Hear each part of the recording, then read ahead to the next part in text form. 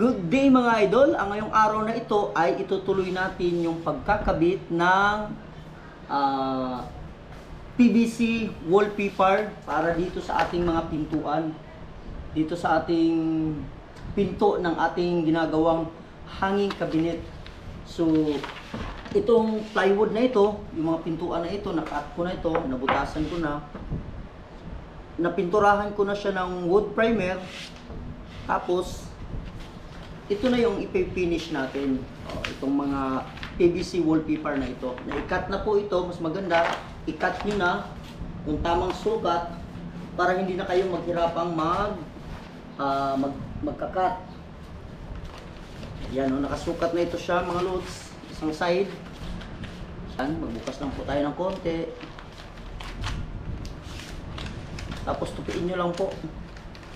Tupiin. Tupiin natin. Tapos, ayan, isusukat natin, ano natin siya, dapat po pantay. Ayan, mapantay po natin. Doon din sa kabila, para tamang distansya yung ano niya, magiging sukat niya. So ngayon, dahil naka-align na siya, idikit nyo na po yung nakunan nyo ng papel. Tapos yan, dahan-dahang hila. Habang hinihila po ay hinahagod dapat. Yan, hinahagod siya para mas malinis, walang wrinkles, mas maganda po tingnan yung pinto natin. Yan. At yan na yung pinaka ano natin. Itong excess na nandito sa taas mga lods ay pwede nyo i-cut ito. I-cut nyo ito. Kasi yung sa kabilang side, yung overlap na ibang side, dito natin itutupi. So unahin nyo yung nasa ilalim, tapos yung last nyo ay yung nasa labas. Yung labas na bahagi ng pinto. Yan, kakat natin yung excess. Dito din, ikakat natin.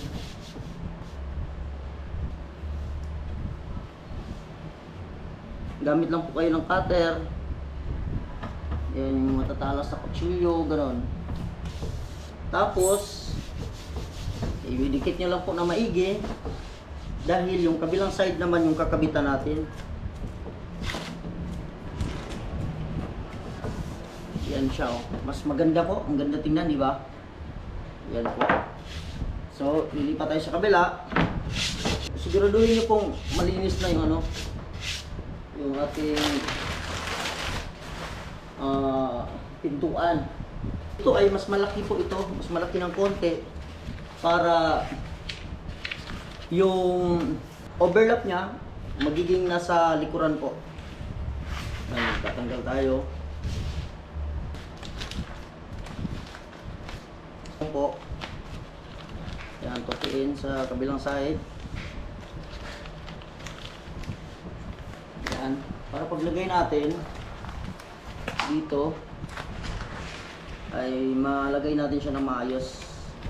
Dapat po mas maganda pantay.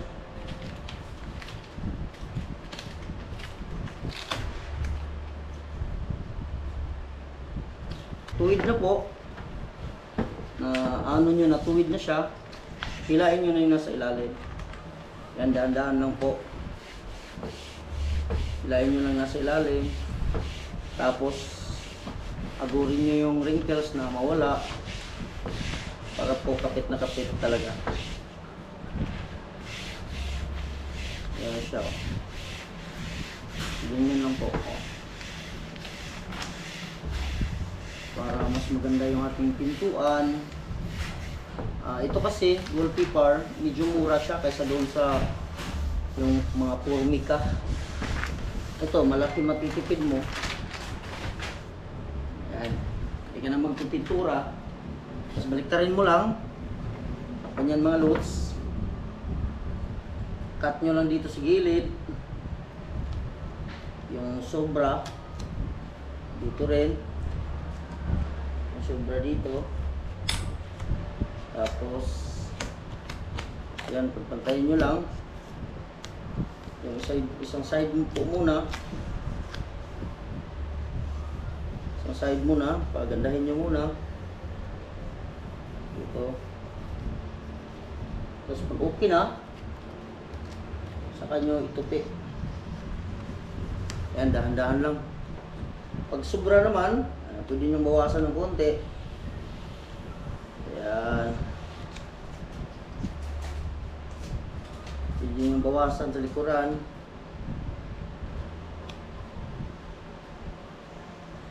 Pantayin nyo lang para mas maganda tingnan. Yan ano. Tapos, i-ano na natin yan.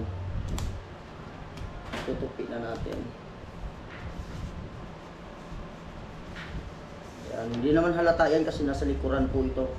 Itong overlap niya ay sa likurang bahagi po. Kumbaga nakatago siya. Yung kabila dito, yan, pagandahin nyo lang. Yan na. Kahit okay lang naman po, kahit sobra yan. Nasa likurang bahagi naman po siya.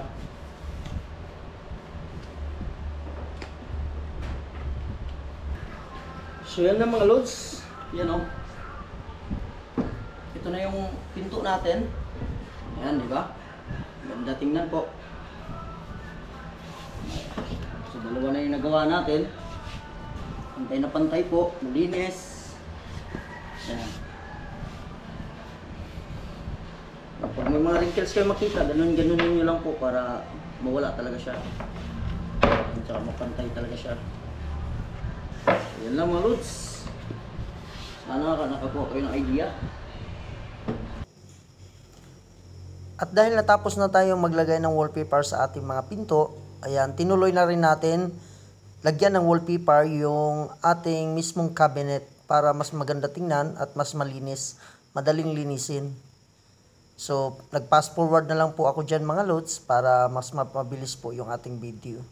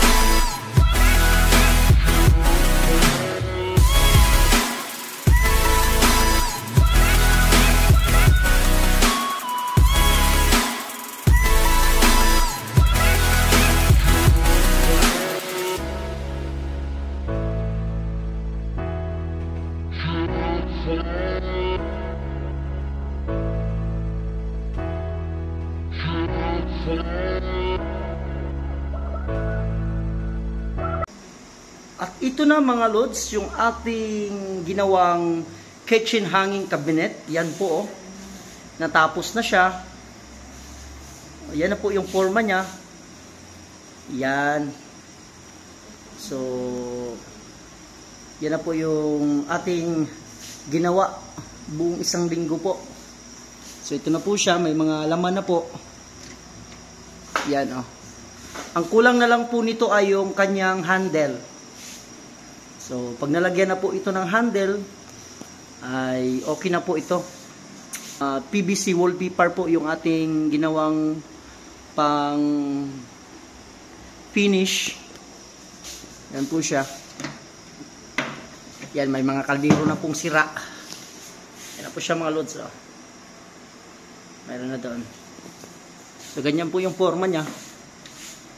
Naka-soft, ano po siya.